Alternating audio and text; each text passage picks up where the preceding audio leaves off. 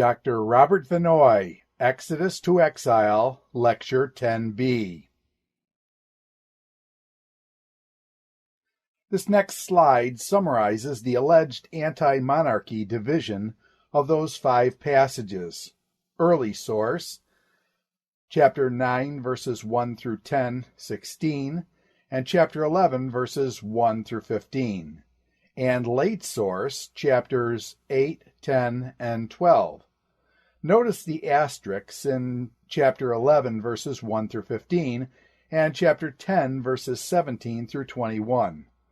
1 Samuel chapter 11, verses 1 through 15 is the story of Saul fighting the Ammonites, and the aftermath of that, going to Gilgal to renew the kingdom to make Saul king. It's typical of mainstream biblical scholars to say that's one story or tradition about how kingship arose in Israel, and that's combined then with 1 Samuel chapter 10, verses 17 through 27, when he is chosen by Lot.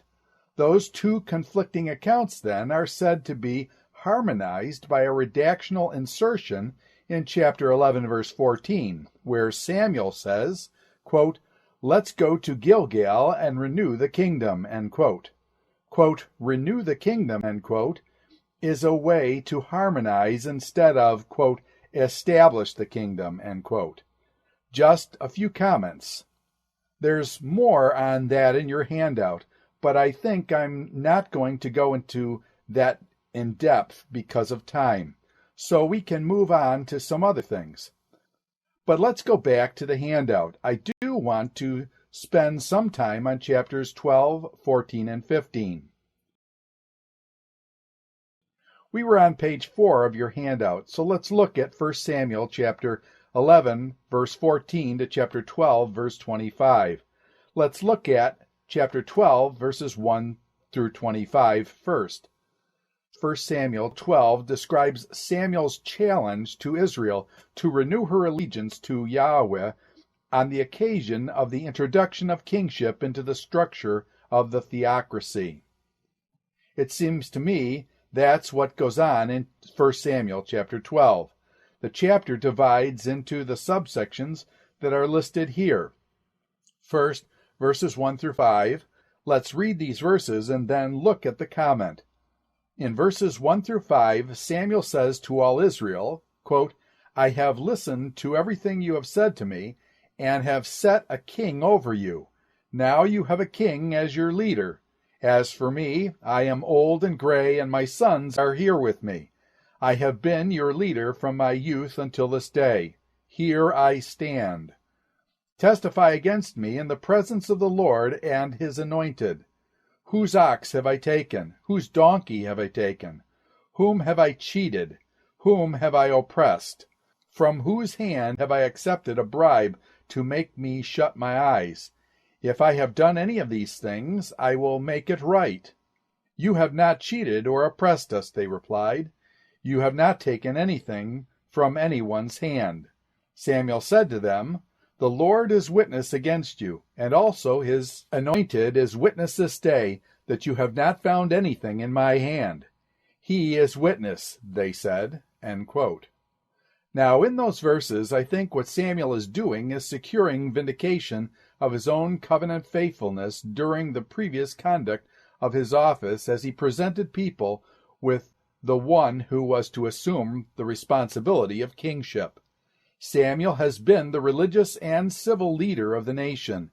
He was the judge, but notice what he says he hasn't done, and what he says he hasn't taken. That certainly reflected back to chapter 8, where the, quote, "king like the other nations around about," end quote, is described as someone who takes. Samuel is saying, quote, "I am not that kind of a leader," end quote. In 1 Samuel chapter 12, verses 6 through 12, Samuel uses a resume of the righteous acts of Yahweh in the events of the Exodus and the period of the Judges in order to judicially establish Israel's apostasy in requesting a king. In other words, what he does is to summarize the mighty acts of the Lord on Israel's behalf, to show that Israel had no grounds for asking for a king. That's verses 6 through 12. Quote, "Then Samuel said to the people, 'It is the Lord who appointed Moses and Aaron and brought your forefathers up out of Egypt.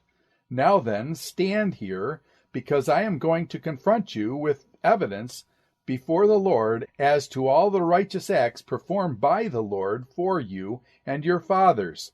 After Jacob entered Egypt, they cried to the Lord for help, and the Lord sent Moses and Aaron, who brought your forefathers out of Egypt and settled them in this place.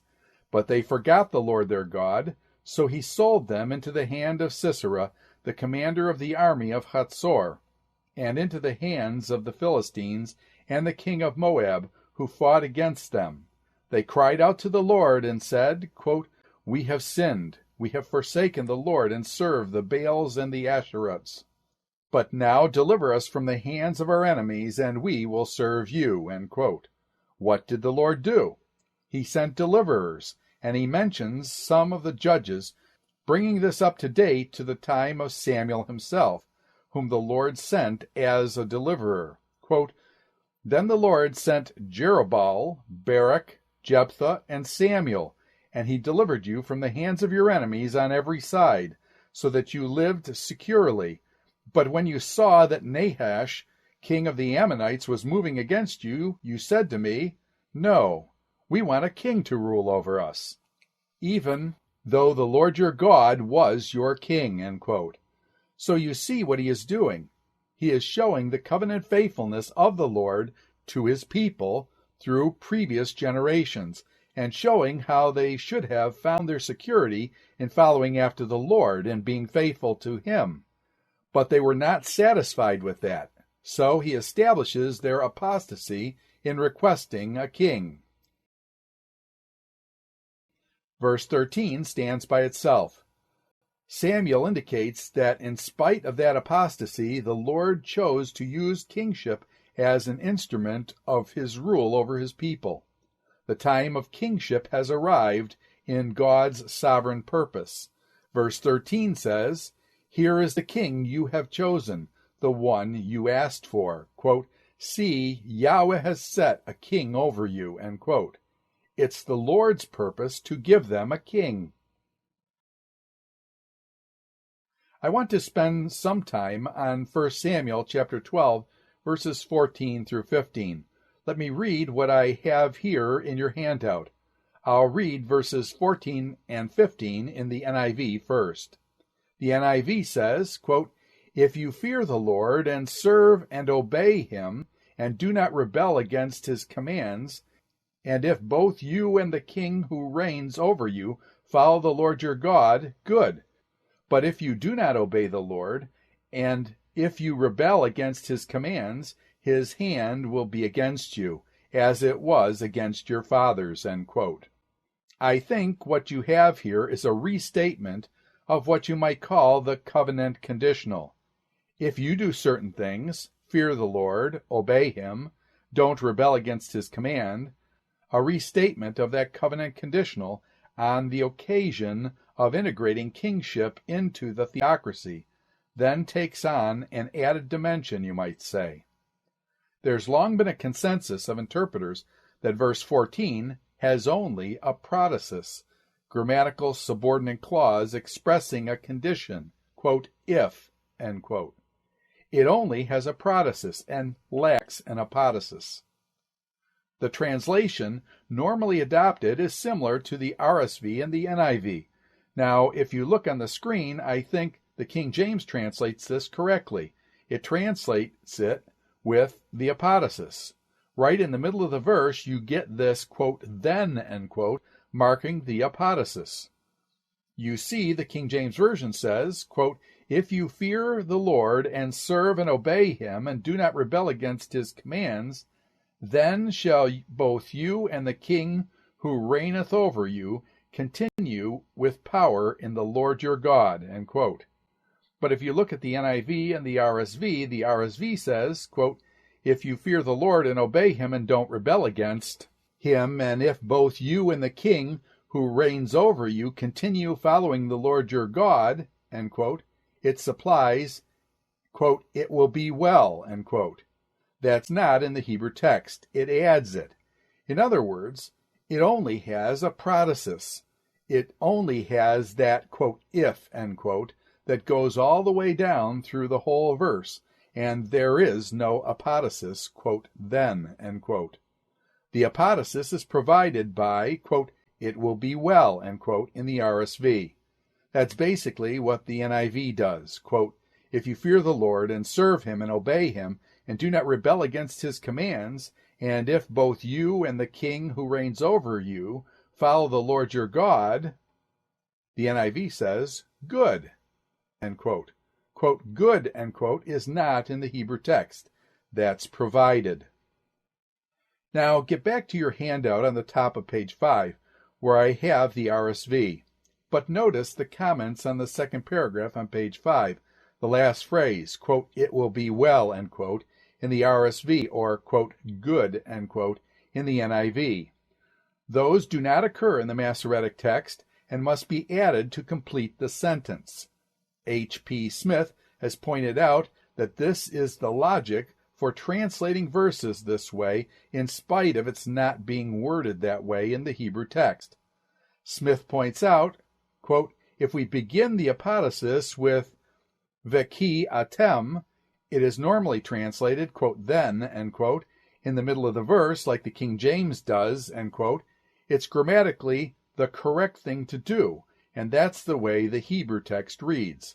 But Smith feels that to translate it that way produces a redundancy because, quote, it makes them identical propositions. Quote, if you fear Yahweh and obey him and do not rebel against his commands, then you will follow Yahweh, end quote. You see, he's saying that it makes no sense. It's a redundancy. So a number of translations and many commentators have traditionally just continued that conditional all the way through the verse and supplied an apodosis which isn't in the original text. Now it seems to me that if you compare 1 Samuel chapter 12:14 with verse 15, which is really the same statement but in negative terms rather than positive terms, it's clear that structurally the verse divides in the middle, and there is a protasis and an apodosis. Verse 15 reads in the NIV, quote, but if you do not obey the Lord, if you rebel against his commands, his hand will be against you as it was against your fathers, end quote. It should read, quote, then his hand will be against you, end quote, just like it is in 14. The King James has the, quote, then, end quote, quote, if you will not obey, then, end quote. The RSV has, quote, if you will not hearken, then, end quote. The NIV says, quote, if you do not obey, end quote. It does not put the, quote, then, end quote, in there, but it's implied, quote, his hand will be against you, end quote. So it seems to me that when you look at verse 15, its structure is the same as verse 14. Both verses should be translated the same way. Well, now, what difference does that make? What's the significance of what's going on? Go to Smith's objection to translating verse 14 the way the King James does, with the, quote, then, end quote, apodosis in the middle of the verse. Smith's objection turns on his understanding of the expression, quote, then you will follow Yahweh, end quote. That last line in the verse, quote, then shall both you and the king who reigneth over you continue following the Lord your God, end quote. He says that's a redundancy, saying the same thing the first part of the verse does. However, that expression occurs in several other places in the Old Testament. 2 Samuel chapter 2 verse 10, chapter 15 verse 13, 1 Kings chapter 12 verse 20, and chapter 16 verse 21. I want to look at that because in all those places you will see that expression used to indicate that a segment of the people of Israel have chosen to follow a particular king in a situation where there was another possible alternative. Look at 2 Samuel chapter 2, verse 10. Quote, Ishbosheth, son of Saul, was 40 years old when he became king over Israel, and he reigned 2 years. The house of Judah, however, followed David. End quote. In Hebrew, that is the expression Ahar David. Quote, the house of David was after David. End quote.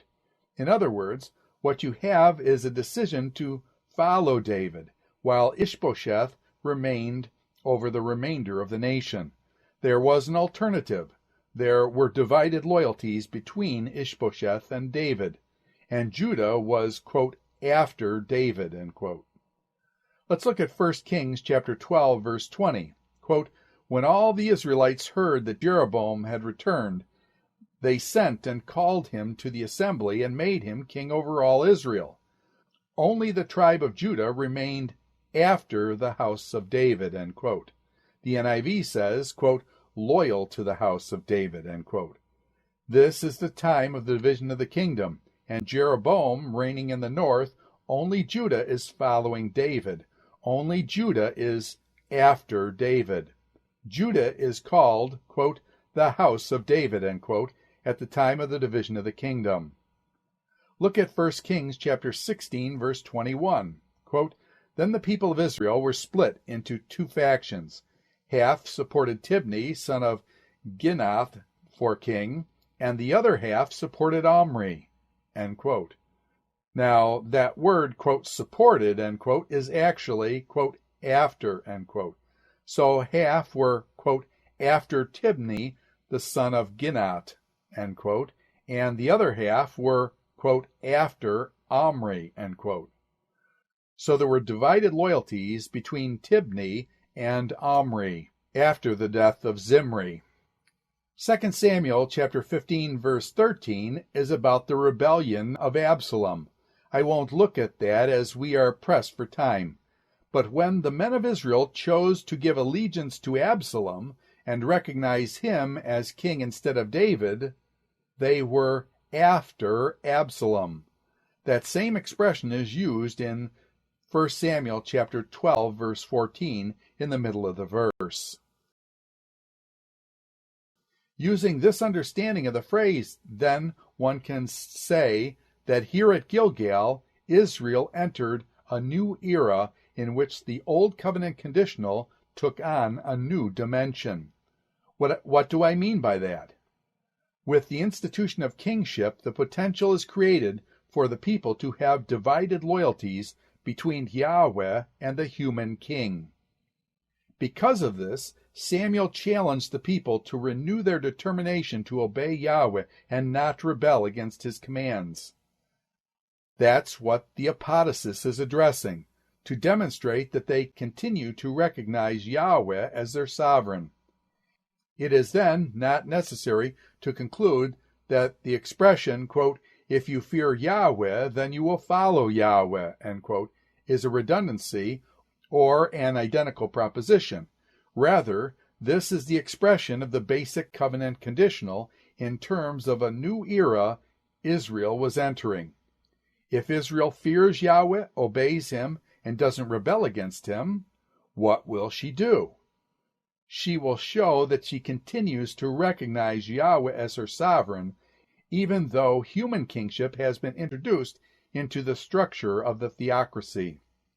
Israel must not replace her loyalty to Yahweh with loyalty to her new ruler. That's the issue being addressed, and that's the issue that these translations, with the exception of the King James, obscure. I was part of the committee that worked on the New Living Translation. I put the wording in the New Living there, quote, now if you fear and worship the Lord and listen to his voice, and if you do not rebel against the Lord's commands, then both you and your king will show you recognize the Lord as your God, end quote. That anticipates the potentiality of divided loyalty.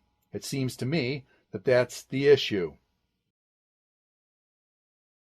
All right, 1 Samuel chapter 12, verses 16 through 21.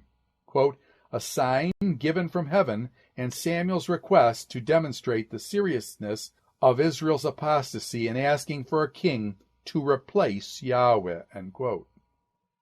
Samuel says in verse 16, quote, "See this great thing the Lord is about to do before your eyes.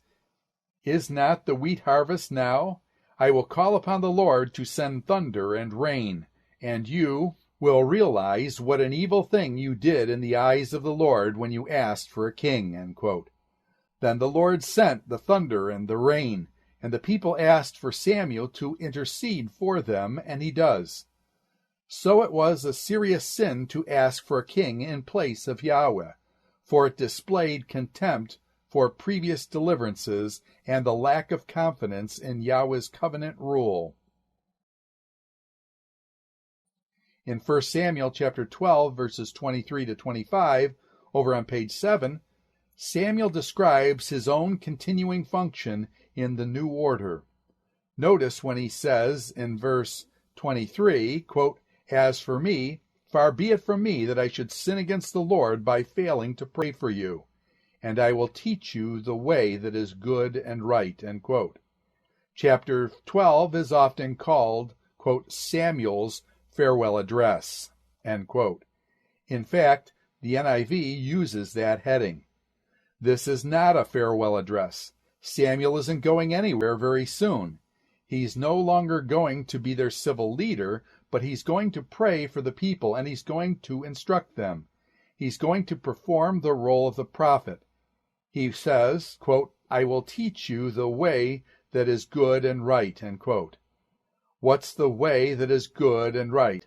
It's the way of the covenant, and he does that, of course, as he calls Saul to account and eventually rejects Saul.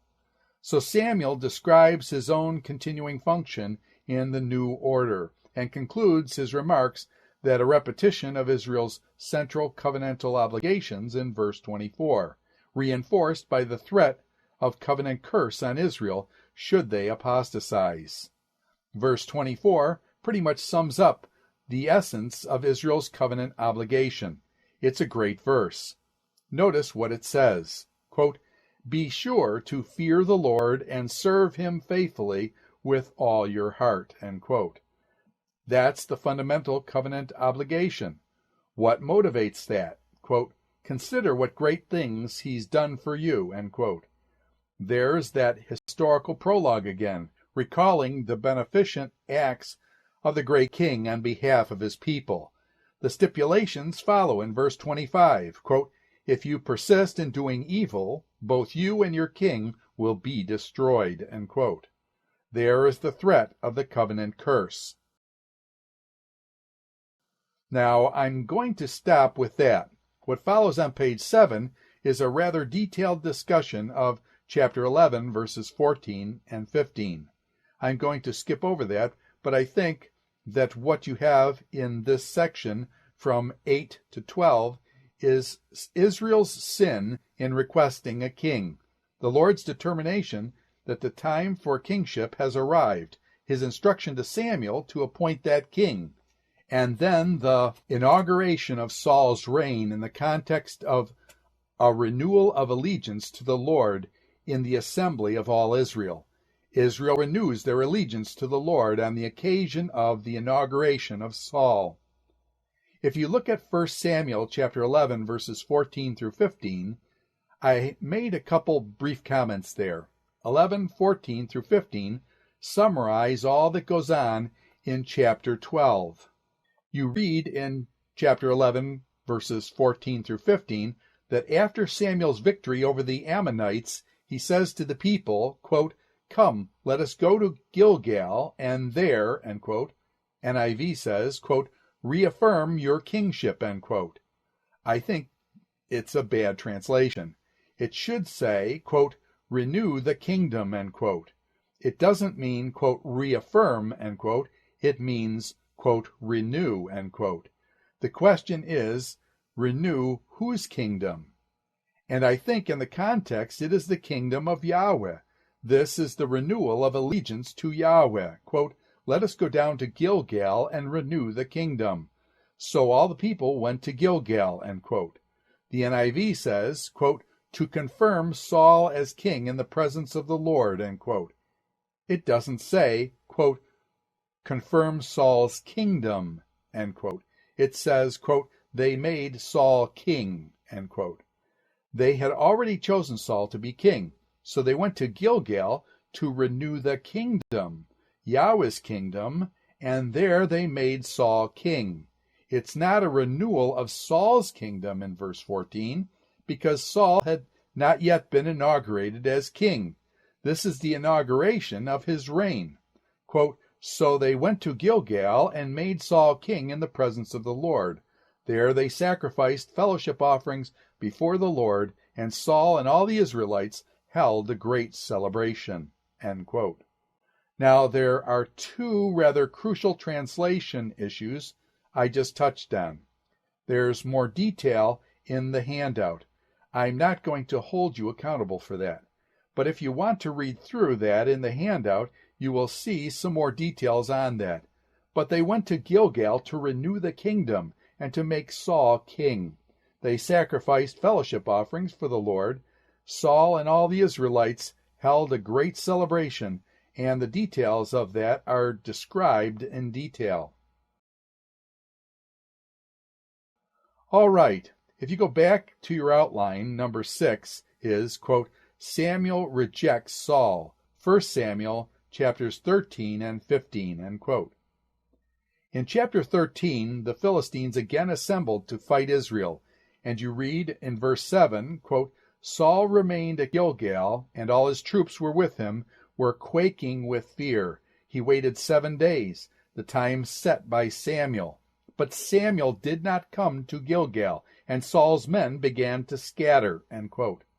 Now that reference to 7 days' time set by Samuel is a reference back to 1 Samuel chapter 10, verse 8.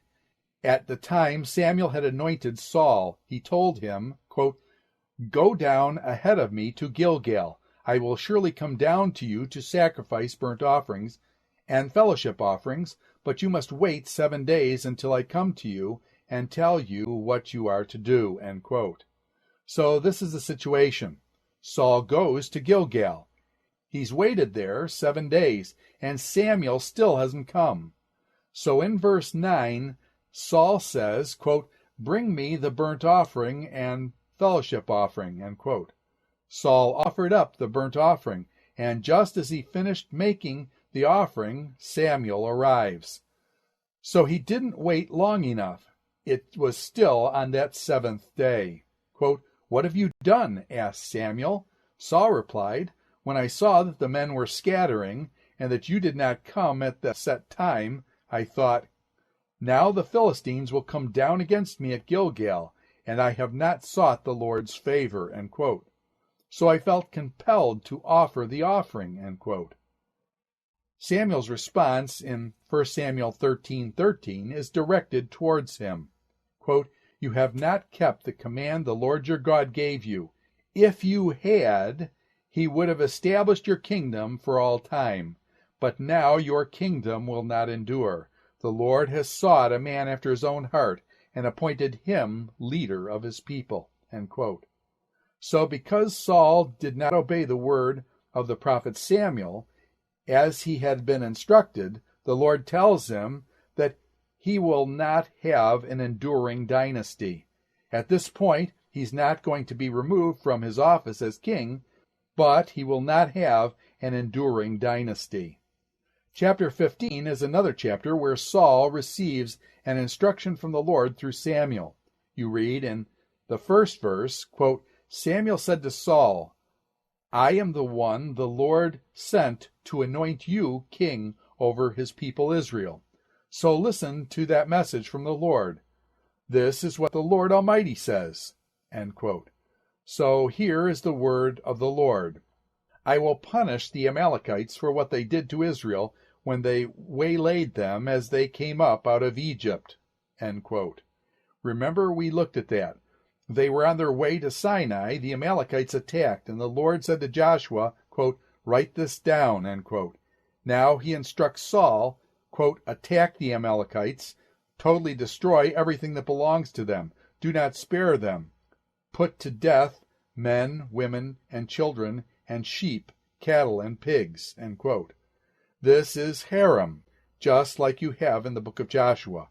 Well, Saul attacks the Amalekites, but you read in verse 8 that he took Agag alive. And 1 Samuel chapter 15, verse 9 spared Agag and the best of his sheep and the cattle and the fat pigs and everything that was good.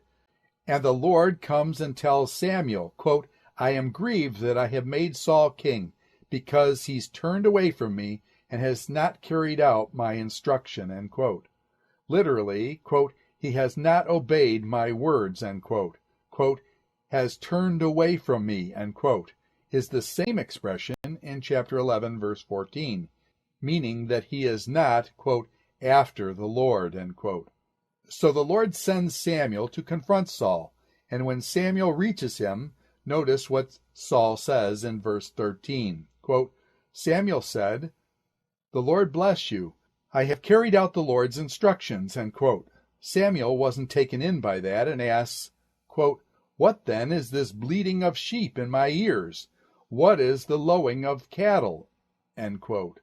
Saul then justifies it, saying, quote, "The soldiers brought them." He tries to shift responsibility. "They spared the best of the sheep and the cattle to sacrifice to the Lord," end quote. Notice the pronoun, quote, "your God," end quote. He doesn't say, quote, "my God," end quote. Quote, "but we totally destroyed the rest," end quote. Samuel does not accept that. Verse 19, quote, "Why did you not obey the Lord? Why did you pounce on the plunder and do evil in the eyes of the Lord?" "But I did obey the Lord," Saul said. End quote. He tries to justify himself. Here's the difference between Saul and David. David did some bad things, but every time he is confronted by a prophet, he made no excuses, did not try to shift the blame, accepted responsibility, and repented. Saul doesn't do that. And Saul says in 1 Samuel chapter 15, verse 20, quote, "I did obey the Lord. I went on the mission the Lord assigned me. I completely destroyed the Amalekites and brought back Agag their king. The soldiers took sheep and cattle from the plunder, but the best of that was devoted to God, in order to sacrifice to the Lord your God at Gilgal." End quote. Notice, quote, "your God," end quote, again. It's as if going through these rituals somehow justifies this completely.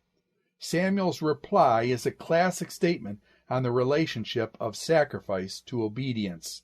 He says in 1 Samuel chapter 15, verse 12, quote, "Does the Lord delight in burnt offerings and sacrifices as much as in obeying the voice of the Lord? To obey is better than sacrifice, and to heed is better than the fat of rams.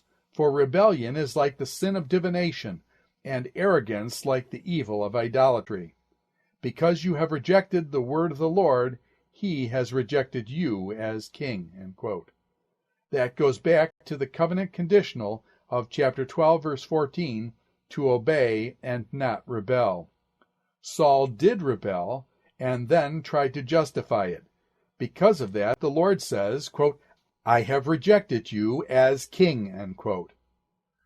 The very next chapter, 1 Samuel 16, Samuel is commissioned to anoint Saul's replacement, which is David. The rest of 1 Samuel describes the downward spiral of Saul and the rise of David. So at the end of the book, Saul dies, taking his own life in a battle against the Philistines. Then in 2 Samuel, David assumes the throne. I'm going to stop the discussion of Samuel with those comments. I want to go on to Roman numeral number 7 on your outline, quote, "the divided kingdom," end quote. A is, quote, 1 and 2 Kings, end quote, and B is, quote, 1 and 2 Chronicles, end quote. I wanted to close our discussions by saying a few things about kings and prophets under this heading of the divided kingdom. David, of course, reigns all the way through 2 Samuel. In 1 Kings 1 and 2, you get the transition to the reign of Solomon. Then you have the reign of Solomon through 1 Kings 11, but in 1 Kings 12, you get the transition to the divided kingdom. Then you have Rehoboam in the south and Jeroboam in the north. Rehoboam is in the line of David. Jeroboam is not in the line of David. So that's the divided kingdom here, split in 931 BC. Under, quote, 1st and 2nd Kings, end quote, A is, quote, name and scope of the book, end quote. Remember that when we talked about the name of Samuel, I mentioned that it was originally one book that was subsequently divided, ending with the death of Saul. Tradition tells us that the book of Kings was originally one book also. The Septuagint split both Samuel and Kings into two books and called them, quote, of the kingdoms, end quote, 1, 2, 3, and 4. The Vulgate modified that to Kings 1, 2, 3, and 4. I mentioned that before on the discussion of Samuel. Sometimes commentaries will be Kings 1, 2, 3, and 4. So you should be aware of that. We know the books as 1st and 2nd Kings and 1st and 2nd Samuel. 1st and 2nd Kings would be Kings 3 and 4 in the Latin Vulgate tradition. But as I mentioned a minute ago, the book begins with the transition from the rule of David to Solomon, and ends with the accounts of the last kings of Judah, Jehoiachin and Zedekiah, both of whom are taken captive in the Babylonian exile. Kings begins with the last year of the reign of David. Then it shows how Israel divided at the end of Solomon's reign, and then how the northern kingdom eventually fell to Assyria, and the southern kingdom was overcome by the Babylonians. So the book covers a period of about 400 years, from about 970 BC to 586 BC. That's approximately 400 years. As far as dates, 931 BC is an important date. Anyone know what that is? That's the division of the kingdom. With the transition to the divided kingdom after the reign of Solomon in 931 BC, 721 and 586 are the other two important dates. 721 BC is the fall of the northern kingdom to the Assyrians, and 586 is the fall of the southern kingdom, Judah, to the Babylonians. That gives you a broad chronological structure. The author of Kings is unknown. It appears to be someone who was a contemporary of Jeremiah and had access to records of the reigns of either kings, but we don't know who the writer is. Number 2 on your outline is, quote, the purpose of kings, end quote. Look at your citations on page 56. There's a paragraph on 1st and 2nd Kings from Gleason Archer who says, quote, the theme of these two books was to demonstrate, on the basis of Israel's history, that the welfare of the nation ultimately depended upon the sincerity of its faithfulness to the covenant with Jehovah, and that the success of any ruler was to be measured by the degree of his adherence to the Mosaic Constitution and his maintenance of a pure and God-honoring testimony before the people. The purpose of this was to set forth those events which were important from the standpoint of God and his program of redemption. The author had no intention of glorifying Israel's heroes around nationalistic motives. Hence, he omitted even those passing achievements which were to have great importance in the eyes of secular historians. His prime concern was to show how each successive ruler dealt with God and his covenant responsibility, end quote. Now remember I said that the overall theme of 1st and 2nd Samuel is covenant kingship? That theme flows on to 1st and 2nd Kings. These kings were assessed on the basis of their covenant faithfulness. It's that perspective that really runs from Joshua through Judges, Samuel, and Kings, and it's that Deuteronomistic perspective. Because of the importance of that covenant perspective, the role of the prophets in relation to various kings seems to have a great deal of emphasis. The kings who were treated most thoroughly are those kings in whose history the prophets had an important function. That's true whether the relationship is hostile or more favorable. For example, in Jeroboam I's reign, Ahijah the prophet confronts him. With Ahab, the king who led the northern kingdom astray, remember who the prophet was? Elijah. There are a number of chapters given to the reign of Ahab because of the prominence of Elijah.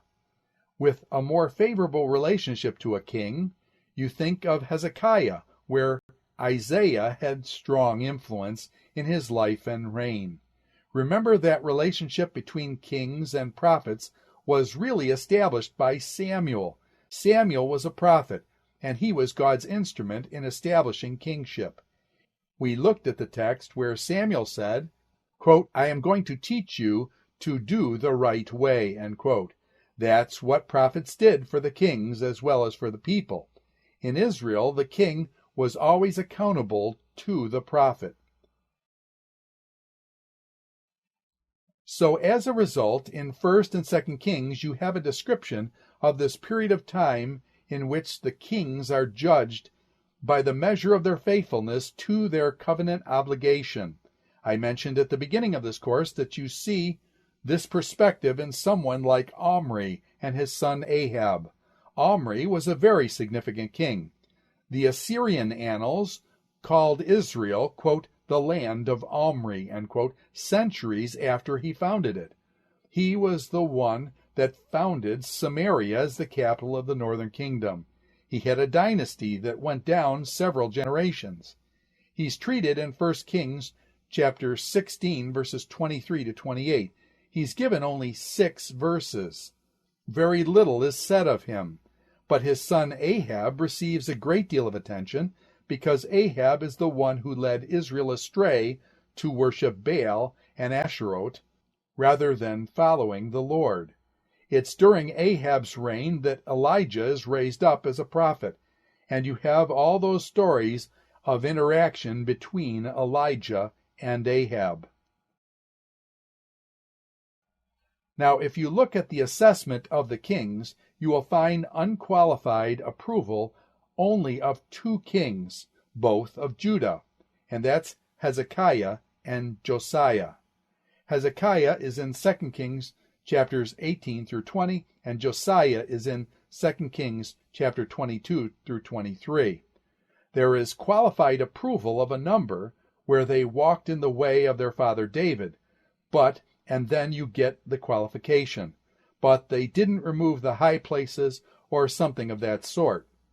The strongest disapproval is of Ahab in the north and Manasseh in the south.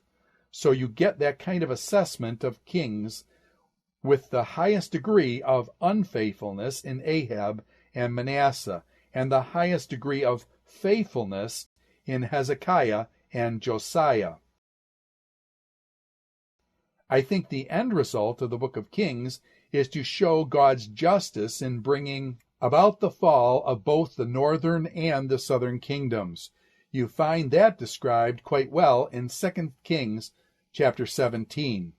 You read in 2 Kings chapter 17 verse 5, quote, "The king of Assyria invaded the entire land, marched against Samaria, and laid siege to it for 3 years.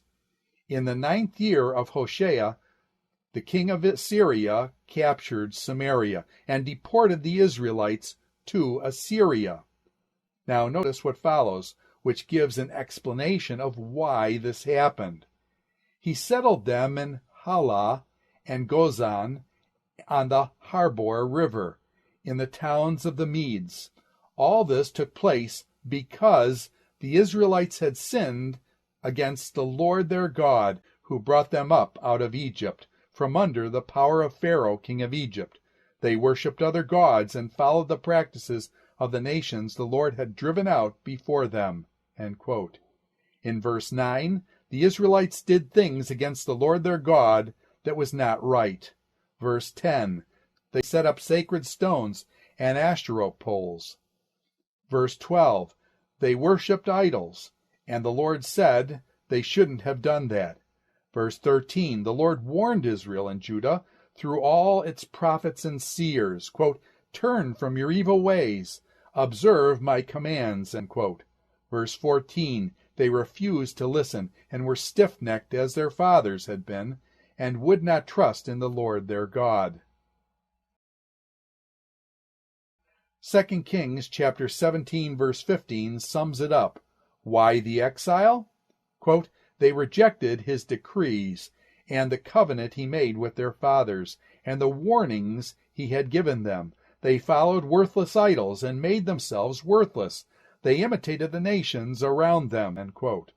That's the essence.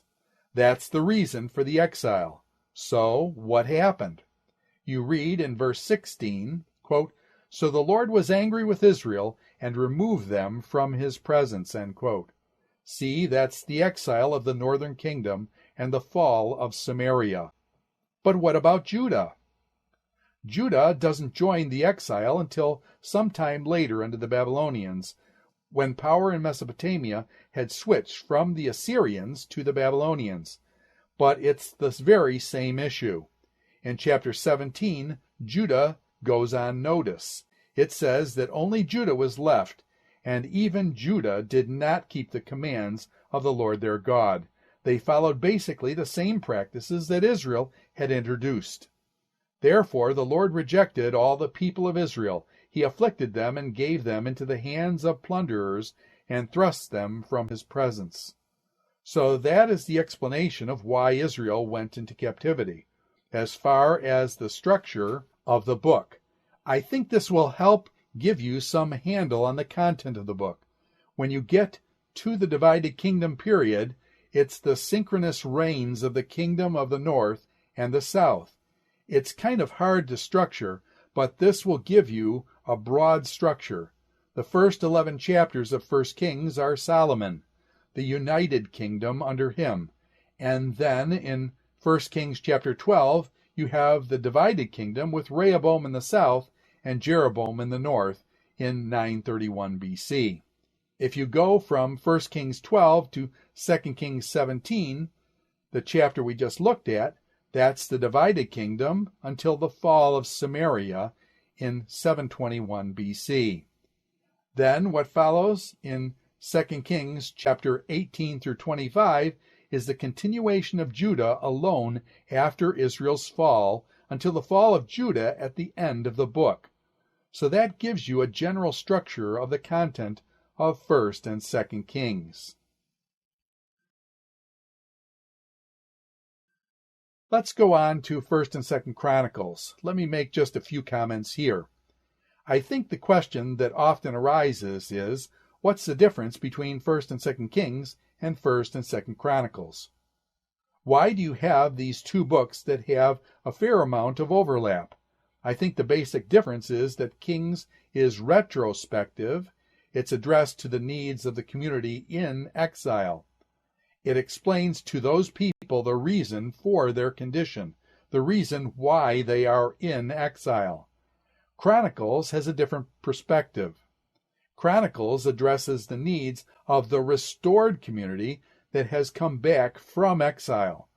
What it emphasizes is those things that would provide a basis for those who have returned from exile to begin the process of reconstruction on a firm basis after return from the Babylonian exile. Now, with that general idea in mind, what are the emphases of Chronicles that provide this basis for those returning from exile to build for the future? The first major emphasis is on the kingship of David and his successors in Judah. That becomes a focal point, and that's present right from the beginning of 1 Chronicles, where you have genealogical material. The first tribe that is traced is that of Judah. Within the tribe of Judah, the house of David is emphasized, with the entirety of chapter 3 tracing the generations of David. So the focus is on David, with comparatively little attention to other tribes. I think what the author is doing is emphasizing hope for the promised Messiah, whom the early prophets spoke of as being sustained in the line of David and promised in the Davidic covenant in 2 Samuel chapter 7 and repeated in 1 Chronicles chapter 17. So the focus is on David and his line for the future. For that reason, there's very little mention of kings of the north. It's only the kings of the Davidic lineage. Kings of the north are only mentioned in connection with situations in which they are involved in something that happens in the south. There's not even a reference to the fall of the northern kingdom. The line of David, even though it's given extensive treatment, doesn't describe the family affairs of David, the Bathsheba incident and all the aftermath of that, the fall that came to David's life and family as a result of that. David is pictured as an example of the true theocratic king, for the messianic king who was to come. So you have that emphasis on David and his house, and you have emphasis on the temple and its service as the legacy that was left to the restored community by the house of David. The rebuilt temple and its continuing service are seen as evidence that God is not finished with his people. There still is a future for his people. A third emphasis for the restored community is the importance of the obedience to the law and the prophets, and that is emphasized by calling attention to the theme of divine retribution. What I mean by that is that as the chronicler describes the reigns of the various kings, he emphasizes that sin brings judgment, while obedience brings blessing and prosperity. That concept, as exhibited in the reigns of the kings of Judah, is to be a foundation on which the nation is to build after returning from exile. So Kings is more retrospective, explaining to a people in exile why they are there. Chronicles is more prospective, laying the foundations for a restored community after the exile. This is the final lecture of Dr. Robert Vannoy, Exodus to Exile, Lecture 10b.